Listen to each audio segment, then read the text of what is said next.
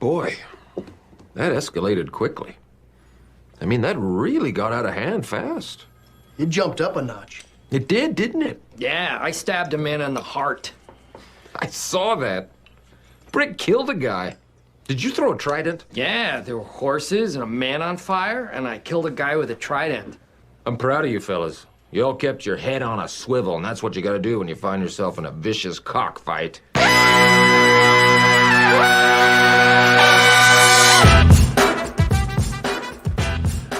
Good evening, sweet world, and welcome to a bonus edition of the Bubble Wrap. We're here to recap the NBA action from Friday, September 11th in Disney World, specifically Game 7 between the Raptors and Celtics. And by God, would I love to throw a trident at somebody right now. Shout out to everyone joining us live on YouTube. We see you, and or everyone catching the classic over the weekend on the Athletic Network or iTunes or Spotify, wherever you listen to us. I'm J.E. Skeets, and joining us here tonight, as always, we got Tess Millis. Hey, everybody. Hey, Tessie. We got the bearded one, Trey Kirby. Hey, yo. We've got the international man of mystery taking it to the max, Lee Ellis. Friends. Lee. And last but not least, making the magic happen, JD. Hello. There he is. And here we are. We actually have some other house news to get to a little bit later in the show. Allegedly a little bubble boom room there, Lee. And we're going to break down our weekend podcast schedule for you, what you guys can expect to hear as we get ready for, at least the conference finals in the East. But yeah, let's get into Game 7. It was a dogfight. They're always ugly. They're never pretty. Tatum and the Celtics, though, knock off the Raptors in Game 7 to advance to the Eastern Conference Finals. Congratulations to the Beantown boys. Hell of a win. It wasn't pretty from the Raptors, but, look, the best player on the floor tasked Jason Tatum, and they got it done. In the end, they held on. I couldn't even believe that the Raptors were in this game, if I'm being quite honest with you. I couldn't believe they had a couple chances late because they did not play all that well. But what was your big takeaway? Yeah. No, that's the thing. It's easy to just say, hey, this team had the best player in the series, and that's why they won in the Boston Celtics. But the Raptors just had far more of the worst players in the series in this particular game, and that's what happened for me. They just made mistake after mistake after mistake. You can go up and down their lineup, and it's sort of a win that they got this far with a bad Pascal Siakam throughout the series. He was just not right throughout the series. We can go play by play, but the Boston Celtics just made a few more clutch ones down the stretch. The Marcus Smart, monstrous block, obviously the offensive rebound from Jason Tatum. I don't feel as bad as I thought I would because the Raps didn't deserve to win this game whatsoever. There wasn't anything close about it, even if the score was close. The Celtics did miss a lot of open looks. It felt like in this game. And again, you can go up and down the lineup. Just because Fred VanVleet led the team in scoring doesn't mean he had a good night. No. I thought he made a bunch of bad decisions. Kyle wasn't Kyle. He fouled himself out with that, not the one on Grant Williams at the end, but 3:30 left, hits Marcus Smart with 1.5 seconds left on the shot clock. What are you doing? He came into the fourth quarter with 2 fouls, and he had 4 fouls in the fourth quarter. So I don't know what happened to Pascal Siakam, but the Celtics definitely deserve this victory. They definitely deserve it. It is miraculous that it's a 5-point win. It doesn't make sense. It logically how with the live ball turnovers the Raps had, throwing it in the backcourt, giving up 23 fast break points. How you can't even come close to winning generally a playoff game with those kind of numbers. And this is a Game 7. You don't allow 23 points and the points off turnovers. I look at the free throws. Obviously, that's where the Raps made up a lot. Well, they only made up 4 points in the end. I don't know. I don't know how this happened. Let me say this. I think it was a little ironic that after Game 6, the huge win from the Raps, I talked about how you're going to have to take this series from the Raptors, the defending champions. They're not going to just give it to you. You got to take it, Celtics. In the end, the Raptors sort of gave it to them in Game 7. There was a lot of turnovers there. There was a lot of, here you go. Hey, take that one. So that sucked as, of course, a Raptors fan to see 18 turnovers in the end. A lot, like Tess said, of the live ball variety, Trey. It was not a great Raps performance. And, again, congratulations to the Celtics and the B-Town boys. I think they proved that they were the better team overall throughout this series. We could have seen a sweep, if OG doesn't hit the crazy 3 off that Kyle pass. But the Raptors are a resilient bunch, but this was just it was a pretty deflating Game 7 on their part. Even though they were down a couple times and got back into it, just never really felt like they had this one. Yeah, you just had to keep falling back on never underestimate the heart of a champion, right? Because it didn't feel like the game was actually at hand for the Raptors, even though they kept getting it close. You thought maybe something crazy will happen. It's happened twice before in this series, but ultimately it just didn't come to be because the Celtics made some incredible plays down the stretch, little clutch plays that added up to winning in a Game 7. We're talking about a Jason Tatum offensive rebound, the Marcus Smart block, huge minutes from a rookie and Grant Williams down the stretch. Like, those are the things that the Raptors have done throughout this season where they've been such a resilient team. The Celtics did it a little bit better tonight, and Kyle Lowry just couldn't really get on track. And with Siakam struggling and VanVleet having an okay game, with Lowry not being able to have a huge game, the Raptors were in a tough spot, especially when Lowry finally went out with fouls there at the end. We lost Skeetsy. He's out. He's had enough of us, I think. But there was a period there. I think Bruce Arthur tweeted that the Raptors gave up a 15-2 period to the Celtics and a 13-0 period to the Celtics. If they're doing that, I mean, you're giving up 28-2 points over any sort of period of this game. It's just very hard to stay in touch. And the fact that the Raptors even got close enough to win is pretty remarkable, really. So I think we all knew that the Raptors weren't going to get blown out in this game. They were going to scrap for everything. But the Celtics just had better defense. I mean, their defense, I thought tonight was fantastic. And then on the offensive end, I mean, they tightened up a little bit there in the last couple of minutes. The Celtics, they couldn't quite get the shots they were looking for and the baskets they were trying to get. But overall, their defense, I mean, the Raptors, how many tough contested shots did the Raptors have to take? And made a few. They did make a few. But overall, that was the thing. I think Boston's defense was just too good. And Pascal, this series just had to end for him anyway tonight. He back to the lab. When you see Grant Williams out there, the rookie, you got to go at him, and he did, and he scored on him. But Grant Williams actually played okay defense for a young guy out there as well. But that was the thing. The weak links for the Celtics on defense were Kemba and when Williams was out there, and Tice when he was in a bit of foul trouble. And the Raptors tried to exploit them, but anytime it was Smart, Brown, or Tatum, it felt like they turned it over, missed the shot, took a bad shot, and the Celtics just seemed to just run the ball down the other end. And Marcus Smart, I mean, he was fantastic again for them everywhere. Every possession he's on, he seems to try to create something. Sometimes he goes over the top and gets called for fouls, but sometimes he just creates out of nothing for his team. So the Celtics, they absolutely deserve to win tonight. They were fantastic. And Jason Tatum, I mean, we knew he was good in Game 7s when he dunked on LeBron in his first Game 7. They lose that game. But tonight, he was incredible. Hit huge shots for them. I know he missed a couple of free throws there late, but overall, he was like, he was by far the best player. Yeah, on the easily. I mean, it wasn't even close. And Siakam, you knew it was going to be another rough night for him. First quarter, about a minute and a half or so in, he couldn't score on Kemba Walker in the post. He missed the bunny there. And it got worse. I don't even know, look at his box score and you're like 13, 11, 5 of 11. Okay. But then the 5 turnovers, just garbage turnovers. I don't know what he needs to work on more. Adding some size, some strength, because he gets bullied around in there. He doesn't budge a lot of these guys, like especially Jaylen Brown. He wasn't budging him. He turns the ball over. He needs a better handle. We've talked about that before. It's that might be the worst thing, I think, or at least the thing he's got to work on. And then the other part is the passing. It's pretty predictable, Trey. I mean, you can see them coming a mile away after the couple spin moves don't work and the guy doesn't move all that much and he doesn't feel comfortable with just flipping it up there. He's going to just try and kick to a corner. And the Celtics wisely were like, they were ready for it. I mean, how many times did he do that tonight? It was 3 or 4 at least, it felt like. I'll call him Skull Siakam because the pass doesn't come easily. It's like you were saying. It seemed like they were almost baiting him into that pass in the corner that Smart stole a couple of times. It looked like, Siakam had added a counter. The spin move is great, but, they're ready for the spin move. So you're going to add a counter to the counter. And then, like you're saying, the playmaking and a reliable jump shot. It's like anytime he scored, he had that tip in late in the game where it's like, oh, was that quickly an offensive rebound or offensive interference? Even that, it was like a struggle to get the ball up to the hoop. He nearly traveled to get that one up. He was just out of sorts. So, that's how the Celtics ended up winning this series. Their best player, their leading scorer, showed up in their game 7.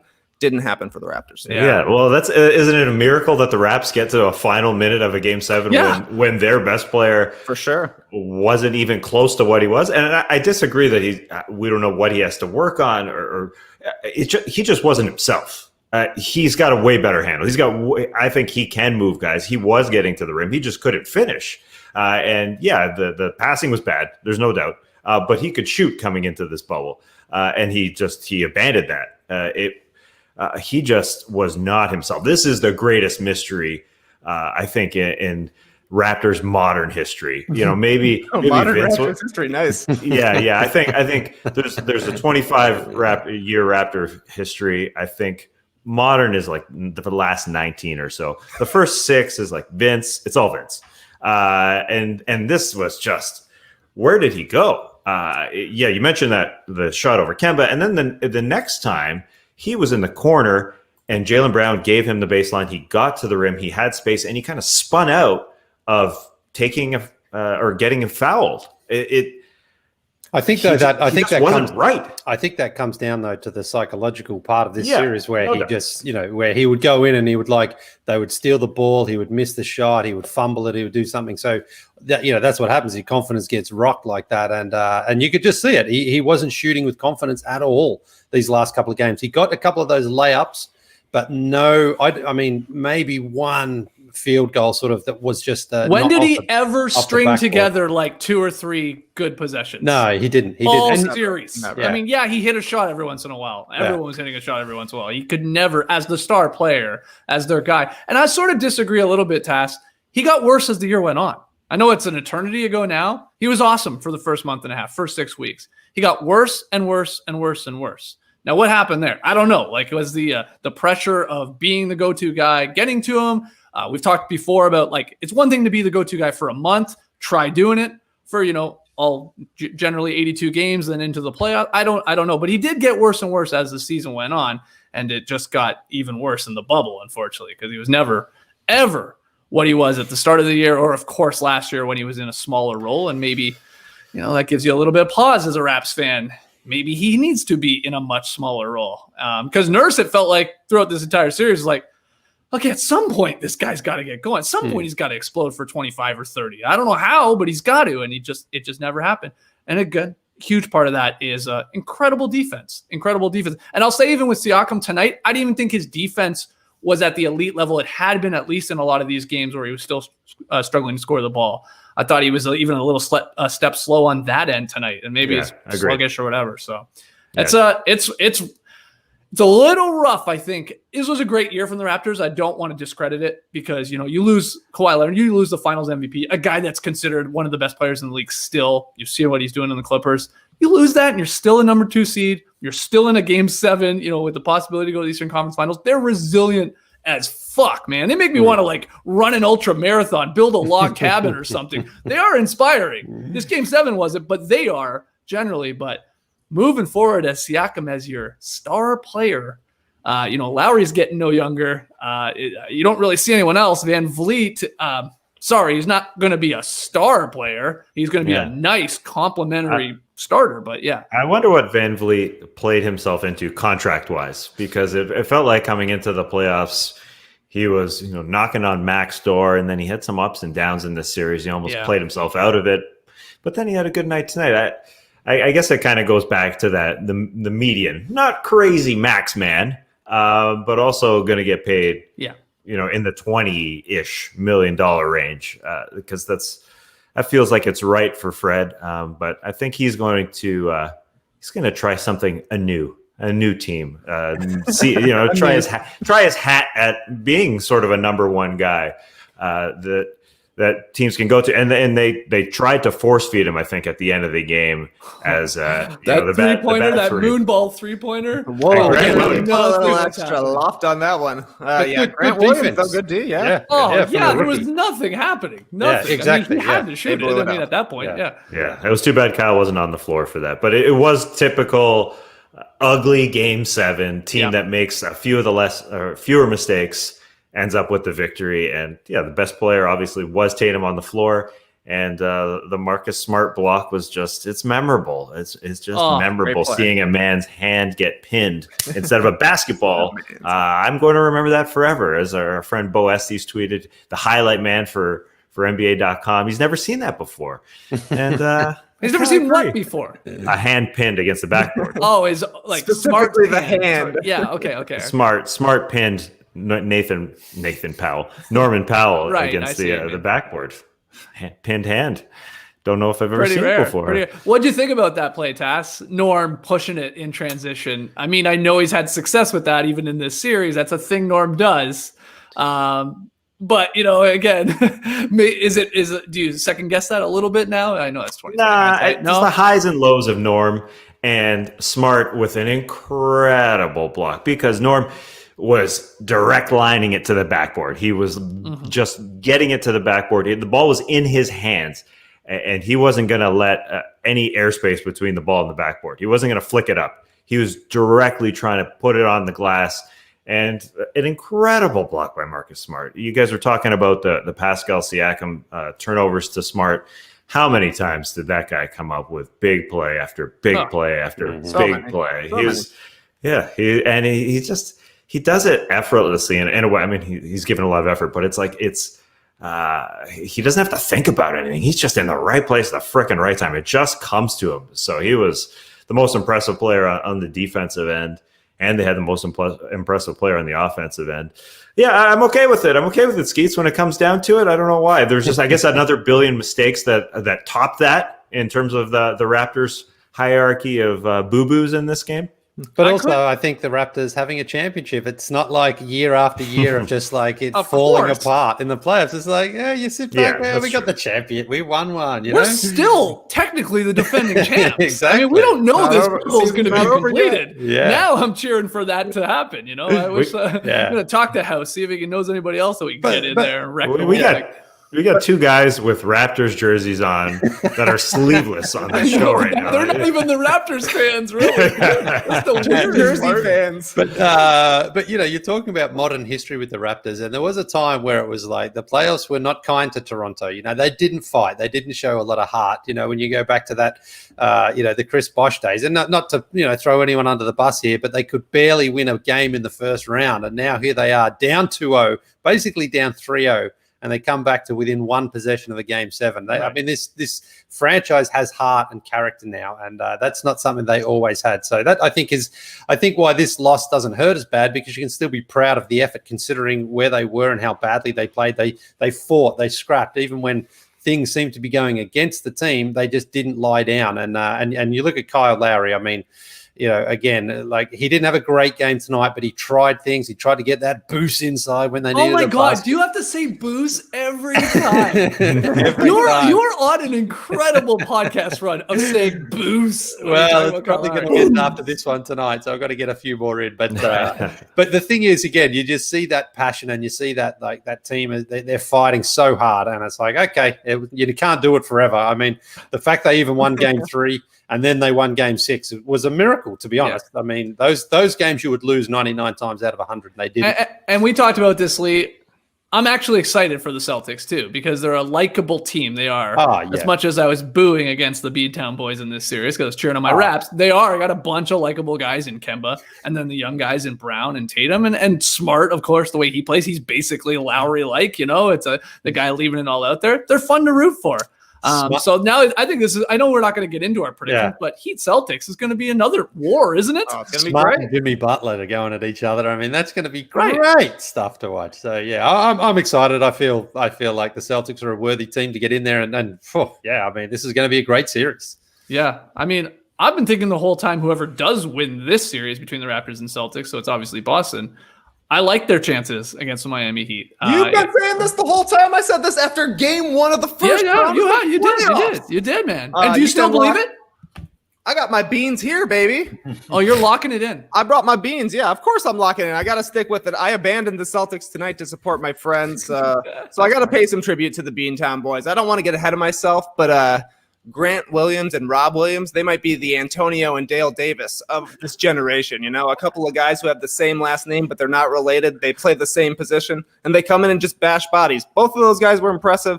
The Celtics were just good from top to bottom tonight. That was a great performance by them, for an ugly game to get good plays out of Smart and both of the Williams, and a huge performance by Tatum. And Kemba had a tough game, but he got rolling for a few minutes when he actually had a little bit of daylight to do his thing. They just found their way to make the plays they needed to play. So the Celtics, they did it in a game 7, no doubt about it. And also shout out to Stevens for playing his guys too. I mean, I know the Raps do that, and some of their guys got big minutes, but look at the Celtics task. I mean, their guys, their main guys, their 4 best guys played all over 43 minutes, 43 or 44 minutes, Tatum, Walker, Smart, and Brown.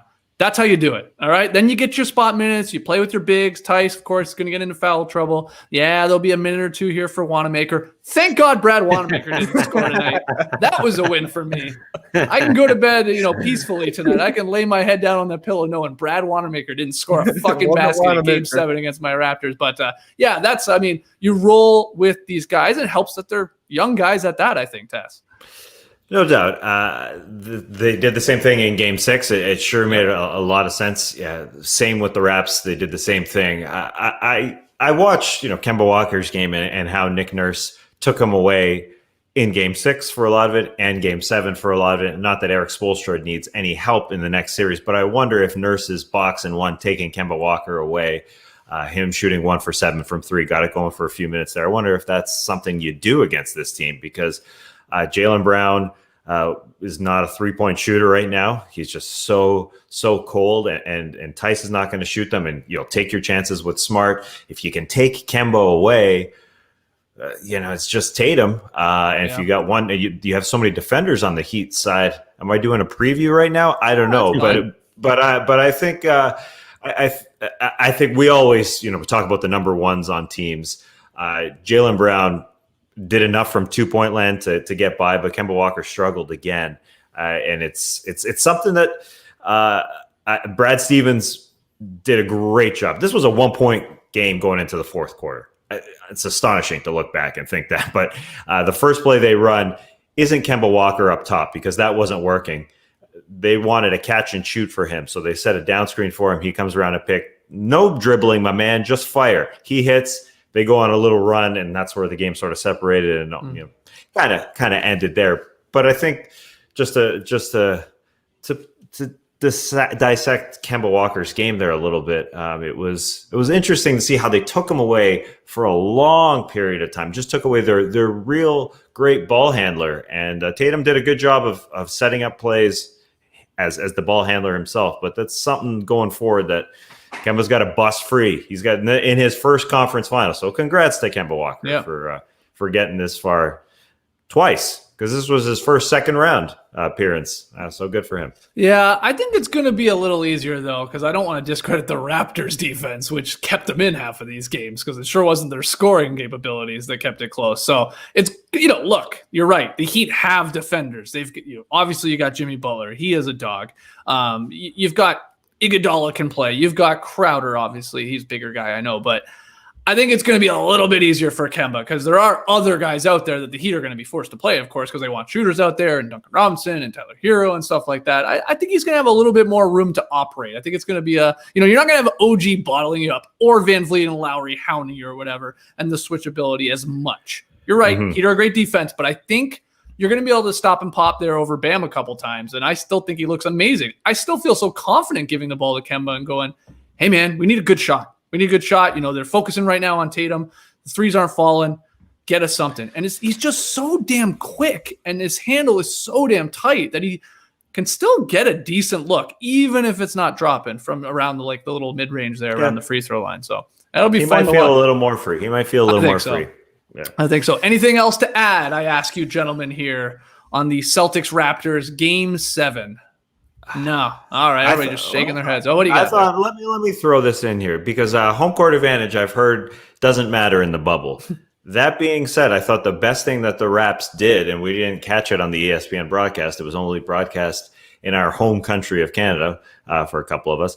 They broadcast last year's Game 5 national anthem, where the fans were into it and they got everybody pumped. They got people pumped, and that's how you use home court advantage. That's how you get people amped and into this game. I thought that was probably the best moment of the night for the Toronto Raptors. Home court advantage. Didn't everybody lose that was technically the home team in this series? Yep. Yeah. Really E. Birds in the chat is calling it the hobo sweep since the road team won every game. It's great. I like it. Oh, yeah, let's add that to the lexicon there. The cliches when we were talking about series. I also, did you see this task? This was cool. I know the Raptors were tweeting it out. They basically were doing Jurassic parking lot, I guess is the best way to call it. They're doing like a drive-in viewing party where, because of obviously safety precautions with COVID and all that, you can pull up in your car, like a drive-in theater, have the big game on, the Raps score, boom, boom, boom, hit the horn, stuff like that. They've been doing this for a while, and they showed that again. Looked pretty cool. That's a great idea. And Jurassic parking lot is not bad either. I mean, whoever came up with that, I don't know if they're actually calling it that, but it's pretty decent. They got some of the best fans in the world, and that was pretty cool to see. I don't know if other teams have been doing that. I haven't seen any clips, but I know the Raps have done it for a couple games. They own the outdoor viewing parties. They sure do. They sure do. Canadians love to be outside when the weather's patio season. Exactly. All right, let's take. Anything else to add? I know. I'm just going to grumble for a while. Marc Gasol and Serge Ibaka playing together. I didn't like those minutes in the second quarter. That hurt. You think Serge should have come in for Pascal at the end there, though? Like when Siakam was just throwing the ball away. Yeah, Surge. I mean, probably. Yeah, I think so, because Surge actually had a couple of good Surge shouldn't have left. I don't think he should have left the floor. And Surge at least was getting baskets inside the paint, like sort of out muscling guys. I was a little surprised that he didn't, because at some point you think maybe just Nick Nurse says, "All right, Pascal, come on, man, just sit down for this one." I mean, we need to win, but Marc Gasol, he was okay, but I get so nervous when he has the ball, because it's like they're just going to take it off him or he's going to throw it out. But I think he hit 2 baskets, and I was like, oh, the veteran, come on, Marky boy. the veteran. It worked out in Game 6 and minor spurts, just top of the first, top of the third. We're playing a little baseball, and that's it.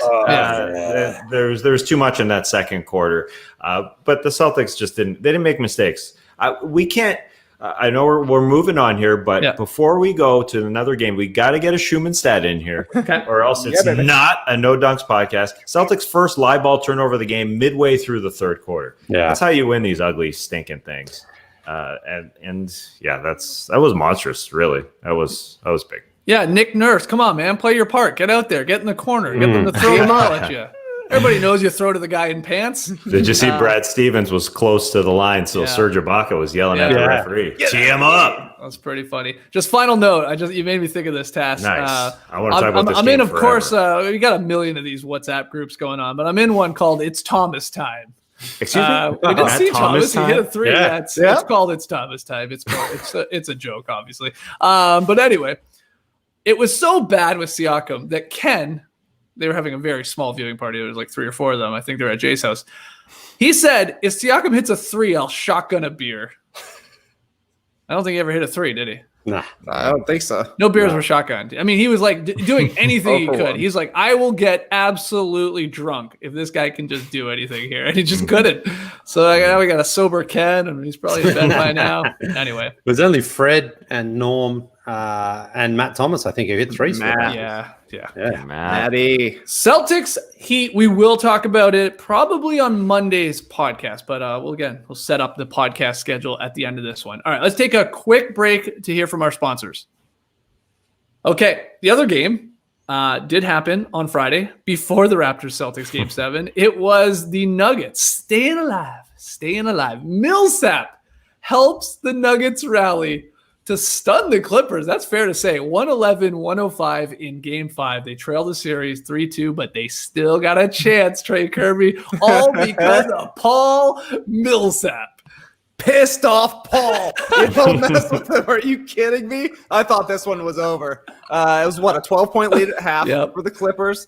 They were looking good. Kawhi Leonard was doing his thing, looking really impressive. The defense was all right. And Paul Millsap was honestly looking washed up in the first half.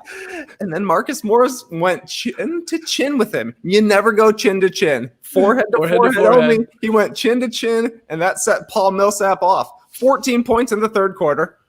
Basically brought the Nuggets back into the game. They got into an incredible rhythm, and then eventually the Clippers just couldn't stop them. They stayed hot until the fourth quarter, and it was all because of Paul Millsap. Like, he's beefed with a Morris brother before.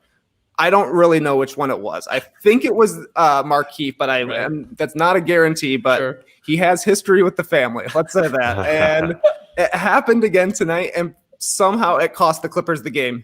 Pissing off Paul, you don't do it down in the bubble. It was amazing. Man. It was amazing. Wild. Like, Paul Millsap was getting dragged in the first half. He was looking terrible. And then, they just unleashed the Hulk.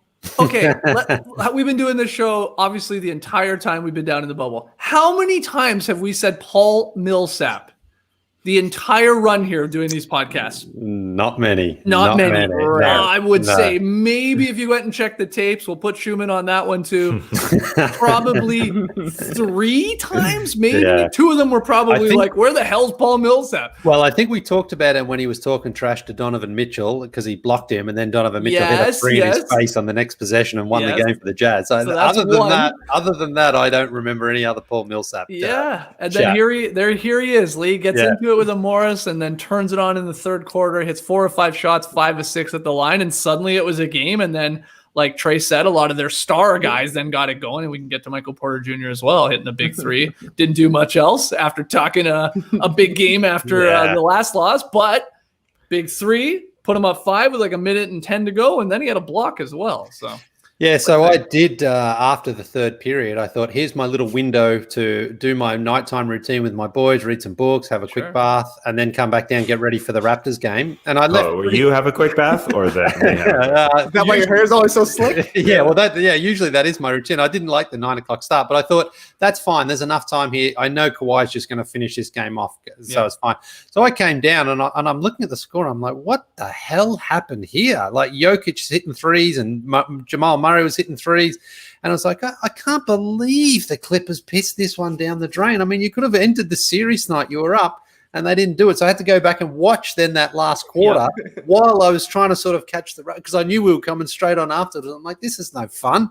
So I'm really annoyed at the Clippers for not ending this game, or for at least not being blown out, so that I could have been like, okay, the Nuggets deserve to win this game. So when you got to go back and watch it, it's like, oh God, now I have to go back and watch the rest of the game as well and try to find out the story. And it was like, wow. You know what? I feel so bad for you. You should. I mean, tonight was all about the Raptors Celtics, and this Clippers Nuggets game was like just a sideshow. It was like you have the pregame. It was like like an appetizer. It'd be like an appetizer for the main course. But what appetizer was it, Lee? This was hummus. It was like, okay, I'm not going to eat too much of it. I'll dip a little in there, but I'm not going to fill up on the hummus because hummus is fine, but it's got a ceiling as well. How good it really can be. Tonight was, I was just like, in Australian rules football, right before the big game starts, you always eat hummus. No, you have the reserves, which is the secondary teams play, and that's what. And no one watches that. And that's what I thought that game was tonight. So when I came out and I said, great, Nuggets are great. I'm happy that their season isn't over. But it's like, did you have to do it tonight? We won the last game. Come back out to the table. You said the Clippers eat this hummus. You said the Clippers pissed this one down the drain. Now, did anybody pee in the bath that you were having earlier? Did it go down eventually? No. They're pretty good, the boys. They're pretty good. No one wheezes in the bath. So that's good. That's Kurt Vile. What an annoying game. What an annoying game that was. You weren't even watching it. But I was, and I wasn't, because I was like, I saw that run, the Millsap, and I'm like, this is a bit like the Rockets the night before. It's a fake run. Okay, Kawhi Leonard is not losing this game. He's going to go and take care of it. So, in rewatching it, you got to admit the Nuggets, once they got a little life in them there because of Sap, once they got a little sap in them out of the tree, They had some energy, right? That's a lot of sugar in that. So They did. They did take the game, I thought, which you're right was shockingly because I'm with you. They made the run. I'm like, yeah, okay. The Clippers are going to still win this game by 10. I was tweeting out like, oh, I'm very excited for next week's Western Conference Finals between the Lakers and Clippers. I'm like, uh-oh, what have I done now? But I think the Clippers are still going to win the series. But hey, you're right. I wish the Nuggets did this just one game prior. Exactly. Very, very exciting. But here they are. They did it anyway. Tass, what do you have to add? Did you even watch this game or did you take a shower? I am a big Paul Millsap fan. I try and get the anchor man into conversations whenever I can. That's what his nickname was in Atlanta. Didn't really stick. No. But he is sort of an anchor for a team. Obviously, he pulled this team. I'm not going to try a boat pun. It's way too late to try and come up with a play on words for boats. Paul Millsap, the elbow. Marcus Morris, dangerous with those elbows and dangerous for his team.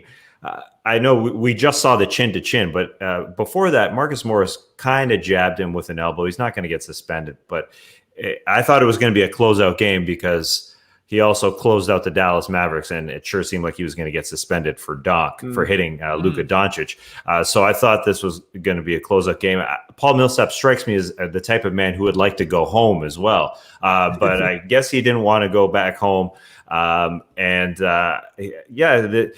haven't mentioned him many times. Sarah Gray brings up in the chat that we mentioned him. I guess she mentioned him in an ad read that she did for us. But I also mentioned him looking forward because he's been so quiet, thinking Michael Porter's going to take his spot. There's no way they're going to re-up Paul Millsap, who signed a 3-year, $90 million deal. This being his last year.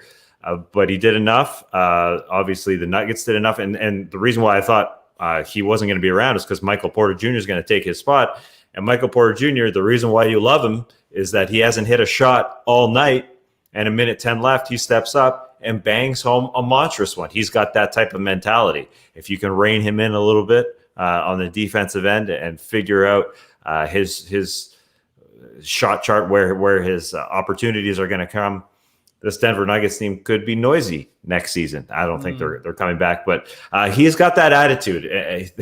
He also blocked Ivica Zubac with 40 seconds left. The ball kind of went out. The Clippers had another opportunity. Porter got the rebound and was talking trash in the middle of a playoff game with 30 seconds left. The time is ticking down. It's a live ball. He's talking trash to Zubac. He finds the time. That's the kind of, one of those rational confidence guys that is obviously ridiculously talented. So they came away with it. I don't think I also didn't think it was going to happen, but there wasn't a lot of pep to some of the other guys' step on this team. Besides the big guys, and the Nuggets matched it and overcame it. The Clippers probably thought they were going home as well. I think so. This marked Denver's 4th elimination game win of the postseason, Trey. You cannot kill them. They're not ready to go home. They want to keep playing. They got the Clippers right where they want them. Get them down 3-1 and then storm back. That's the perfect way to do it, but they got in rhythm, and, Michael Porter Jr., what a hilarious game. After what he said, that he needed to get the ball more to not score until the hugest shot of the night, and then, like Tess is saying, talking trash after the big block on Zubac. But Porter at least gave Michael Malone a reason to keep him out on the court because he knew he would take the shot, and he was at least giving an effort on defense. I thought the Nuggets defense really picked up in the second half. They did a good job of making things tough on the Clippers, and they really outperformed the Clippers bench guys. I thought was also big, and they just made enough plays to the point where they had that big third from Millsap, and that translated into the rest of the guys getting their rhythm going. They hit 7 threes in the fourth quarter. And when that happens, you got to be feeling pretty good. It paid off in the end. Now we get to see what the Lakers do, Lee. Will the Lakers just follow suit? Will they wrap it up? I mean, they've been doing this thing where it's like, the Clippers win. Well, the Lakers will win. Okay, that type of thing. They've sort of been following each other here, with the idea that they are on this collision course in the conference finals. But now I'm fascinated to see what happens on Saturday night. We're not going to podcast about it because we're already angry with the Rockets. But we will see what the Lakers do, because maybe the LeBron will be like, hey, now we can get a little rest advantage here. Come on, let's let's bury this team now. So maybe that does make the game a little juicier on Saturday night, later tonight, I guess. Yeah, LeBron's going for the LeBron sweep, so I think he'll close that one out. Yeah. Good game from Murray, 26 points, Jokic 22 and 14, and then like you guys were talking about there, MPJ with a big shot, and Paul Millsap maybe saving their season. Amazing. Incredible stuff. All right, let's take one more quick break. Okay, time for Tweet of the Very Late Night. Tweet of the night. Wow. Twitter. All right, we're going somewhere else with the tweet of the night, the tweet of the day, whatever, tweet of the afternoon. I'm not going to focus on the games, though there were a lot of great tweets, of course, about the games. No, instead, we got some news, and this tweet, there were a lot of variations of this tweet, but I love this one from @DragonflyJones. Rockets really got a DNP-Horny, one of their best bench players. This shit is wild as hell. The NBA announced on Friday that Rockets forward Danuel House. Am I saying that right? I know it's a really weird name. Yeah, it's like Manuel, but a duh. Yeah, thank you. So Danuel, not Daniel. Danuel, yeah. Danuel House will be leaving the bubble in Orlando after an alleged unauthorized visit at Houston's team hotel. House had a guest in his hotel room over multiple hours on September 8th who was not authorized to be on campus. The NBA wrote in a statement on Friday, no evidence was found that other players or staff had contact with the guest or were involved in this incident. House, as we know, was listed out for games 3 and 4 versus Lakers due to personal reasons. So here's another one. This was a tough blow to the Rockets. Could have went with that for tweet of the night. There were a lot of variations on that one. But what do you guys think? House is gone. Just straight up told to go. Lee, you shocked by this, or is this the right move? I'm a little shocked that he's booted out of the entire bubble. I thought they might have just quarantined him while the Rockets are still technically alive. But I wonder then if he maybe lied about something or it was the way that it was brought in. I'm not really sure because it seems a little bit strange that she was able to get in so far if she was a tester, because I'm assuming at some point the testers have been in other rooms. I'm not sure they go in their rooms. No. Yeah, but she wasn't authorized to be in the bubble, right? So that's. Yeah, but wasn't she a tester though? I think that part was fake. I think that has passed. That report has been right. Okay. The bubble was compromised, just like Trey Kirby said it would be in our NBA bubble predictions way back in July. Is that right? June. Jeez. Hey, you man, called it, Trey. It's easier to sneak somebody in than to sneak out of somewhere. There's no doubt about it because you go out in public, people could see you. Jack Harlow could put up an Instagram story of you at a famous strip club. You know, that thing could happen easily, but sneaking somebody in, you think that's smart and smooth, except for the fact that there's cameras literally everywhere. I don't know. This is up there with Michael Beasley and Mario Chalmers getting busted at the rookie orientation program years and years and years ago for NBA off-court scandal that's like, you know, just a horny guy, basically.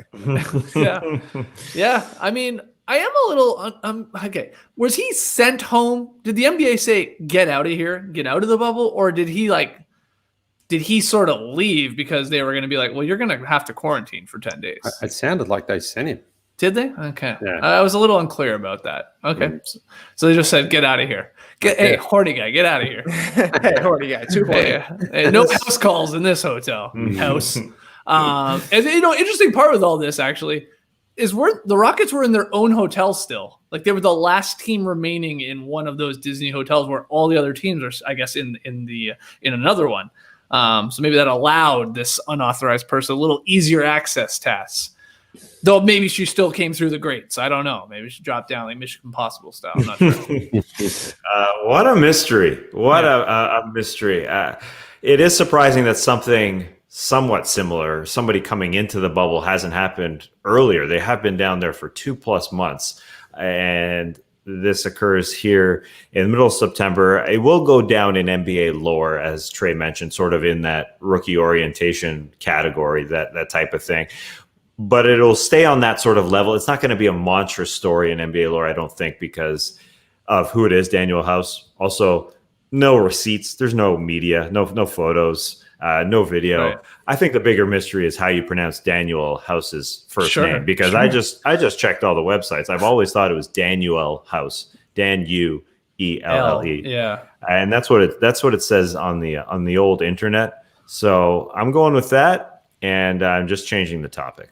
Well, let me ask this. Do you think this could hurt his career at all, Lee? Or am I reaching with that? Like, could this have an impact on obviously making a pretty dumb decision here? Yeah, to do allegedly what he did. I mean, again, he's been in that bubble for a lot of months, and he tried to. Okay, hold on, horny dog. I know you're showing off your arms here, but he's a professional. They have the rules. I know, but everybody else is following. He's a young man as well, and I mean, you sort of. He's not that young. Come on, mate. How old is he? Come on, he's 27. You think someone's going to not give him a contract again because of this? Well, I'm asking. I just asked the question. Yeah, I think it'll be fine. I think if he can play, he'll get a contract.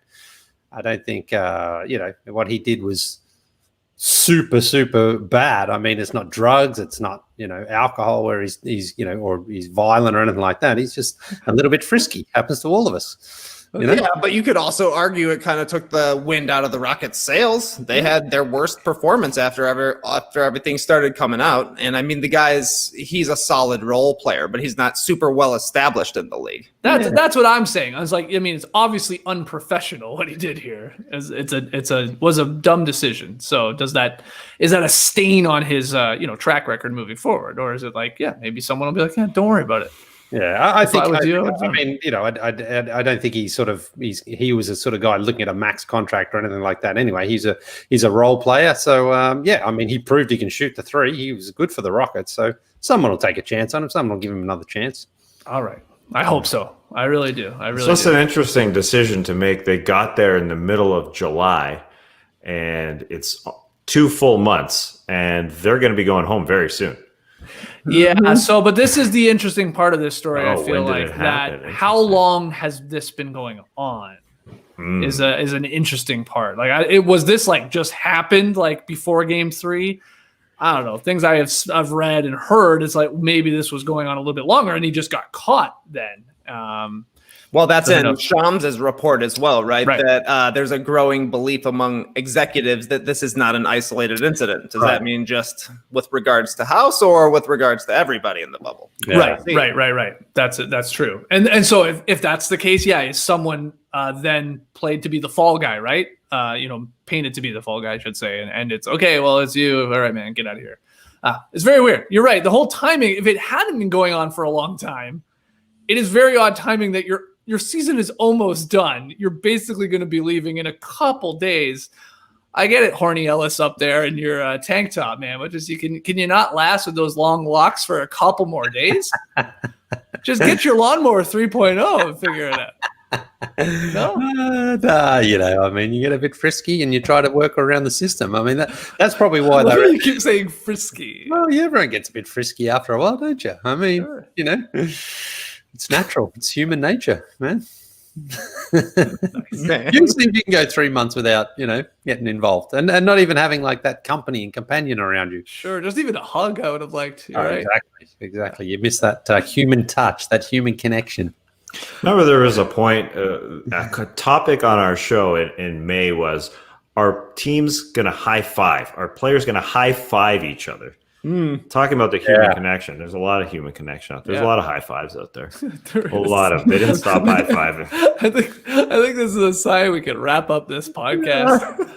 Although I can talk about Levy and Frisky all night. Yeah. Well, apparently you got a shout out on Inside the NBA. People in this comments are saying.